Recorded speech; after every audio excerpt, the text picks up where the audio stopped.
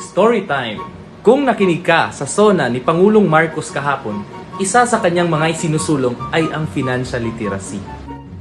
Pero ano nga ba ang financial literacy at gaano ito kaimportante? Especially kung ako ay isang OFW or may kamag-anak akong OFW. But first, what is financial literacy?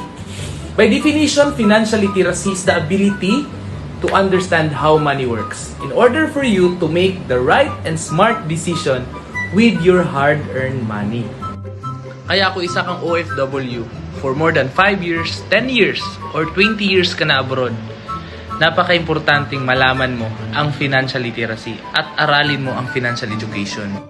At alam mo ba, isa sa mga kumpanyang nagtuturo ng financial literacy ay ang IMG, International Marketing Group. For more than 20 years, IMG is teaching Filipino families in how to save, invest, and grow their hard-earned money. Ang misyon ng IMG is to educate 30 million Filipino families by year 2030. Isa sa mga tinuturo namin dito ay kung paano tayo makapag-ipon, paano tayo makawala sa utang, at paano natin palalaguin yung perang pinagpagura natin. So if you want to start with your financial journey, follow me for more financial tips.